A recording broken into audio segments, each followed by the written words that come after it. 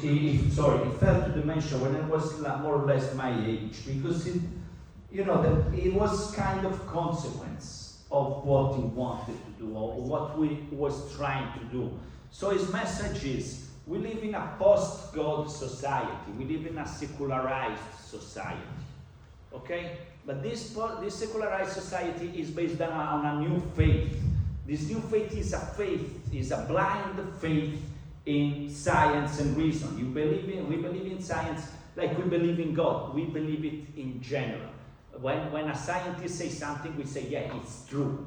But then, if we look at the consequence of science, the consequence of science, we can see that this will destroy the world through environmental damage, to extreme industrialization, to exploitation of natural resources. So we have this fight, yeah, science is progress. But then what we see is that science is producing huge damages. Science is creating technology, and technology is used to make wars, to make genocide. But we still believe in science. We believe that through reason we can build the best state in the world, the best state based on the respect of human rights, based on popular sovereignty. But then we see that politics is corrupted everywhere. So we have a belief in something which is nihilism.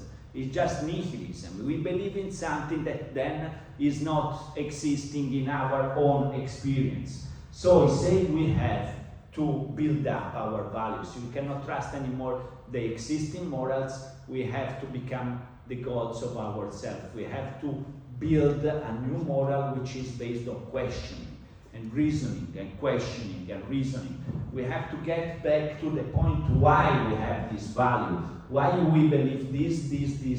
We have to put it into question and try to build our own values.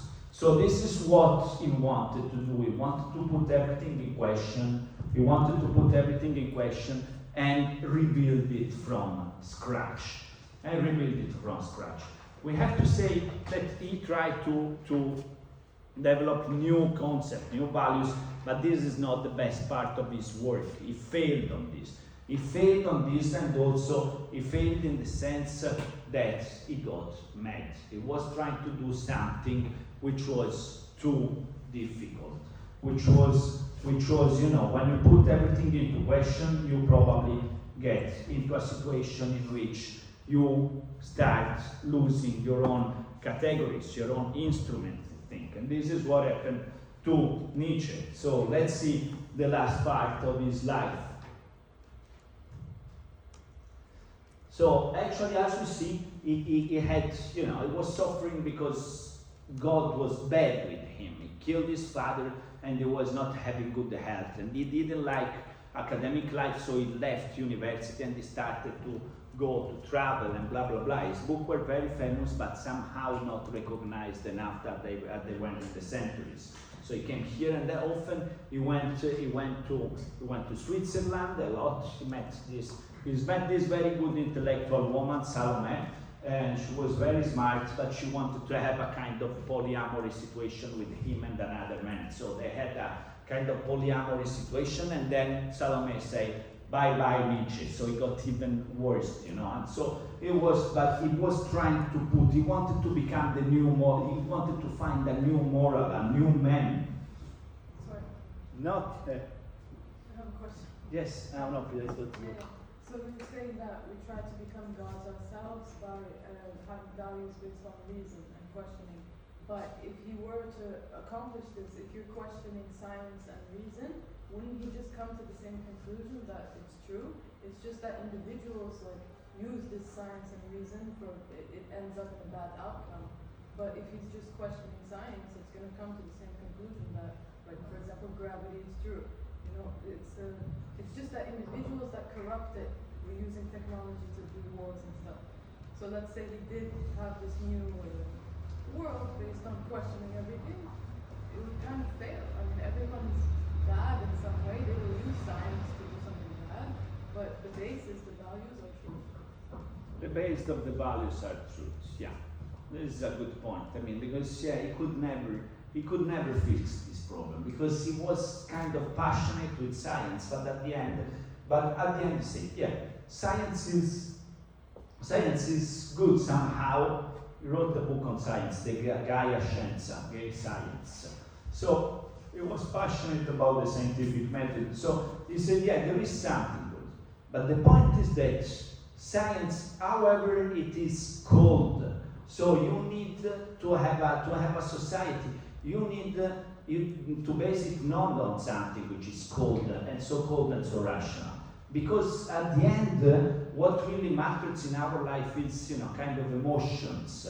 So we cannot get rid to a world which has this kind of mysticism, which has this kind of, point of saying, like you say, yeah, it's you can base social life on say, yeah, we always want to be rational, but you will still always have a kind of non-rational part which is dominating. People want to have sex, people want to have to dominate over each other, people want to go to the stadium at the end and killing each other just for one thing. So I say it's too cold to base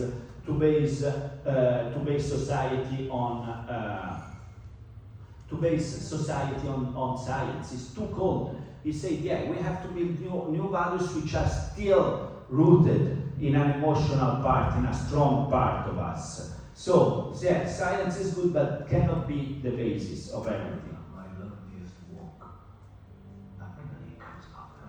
And down below, ordinary life, common life, that which had to be transcended.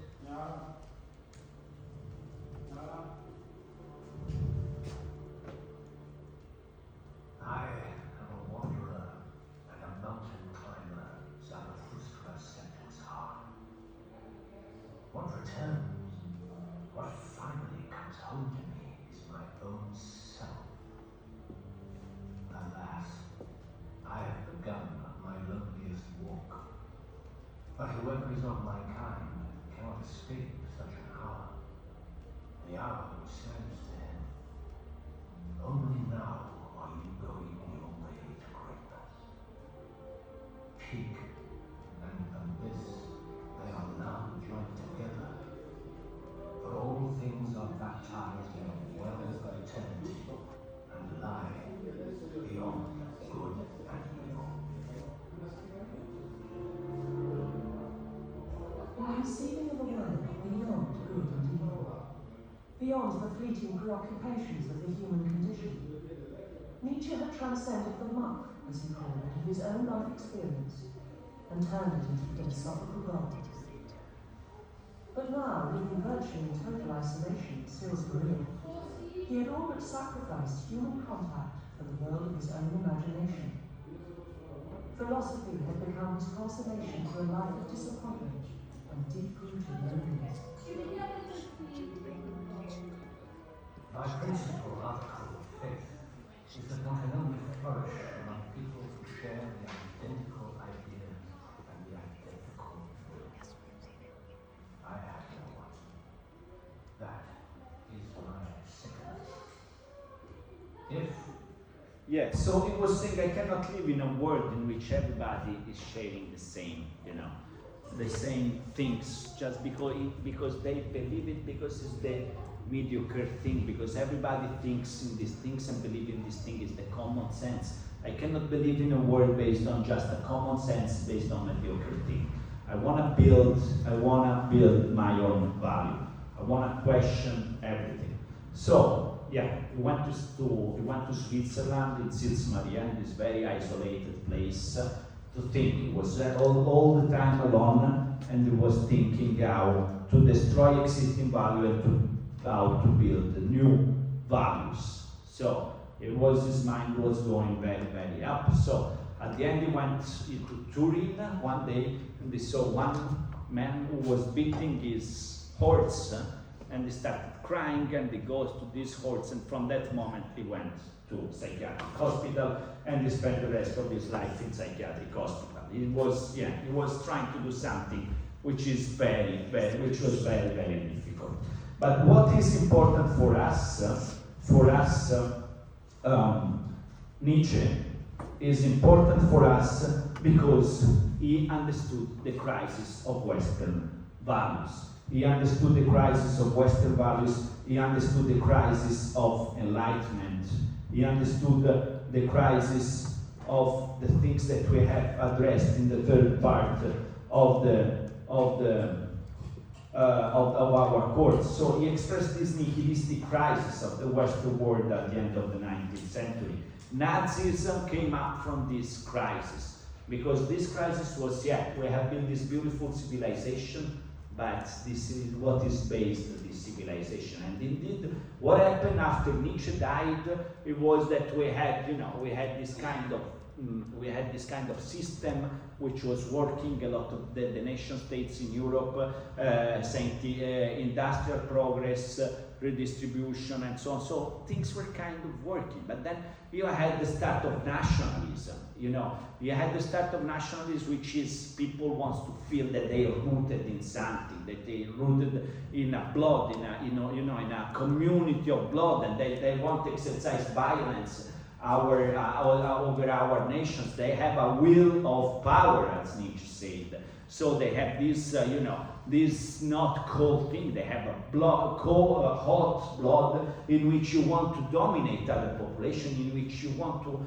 express your will of power. And so, the world got kind of fucked up, because the good values we have during the Enlightenment went to a crisis, and you have the explosion of nationalism, and nationalism brings to war, because when you're a nationalist, you think that your nation must be protected and must be expanded, must have more power. So we went to World War I, and then we went to World War II, So it was understanding this crisis, it was expressing this crisis, and he developed this idea of nihilism, in which he said our new values based on science, based on religions, are based on nothing. They're just cold. They are not, showing that we're more happy by living through science and by living through religion. It doesn't demonstrate that this world, this Cold War based on reason, is happier than a world based on mysticism, based on metaphysic beliefs, based on the ancient values in which, in antiquity, going to war, dominating other people was very, very, very much better. So he expressed this crisis. But he could not provide a solution. More the same thing, the same kind of problems we will see tomorrow with Max Weber, which also understood the crisis of Western rationality, but provided more scientific and basic solution. He was a rationalist against rationalists, as we will see tomorrow. Thank you for your attention, and see you tomorrow at 9. So what are we gonna do again? Wednesday, 3 hours. Monday, 3 hours. Wednesday, 3 hours. Next Monday, 3 hours. Tuesday, afternoon conference. If somebody wants to present a conference,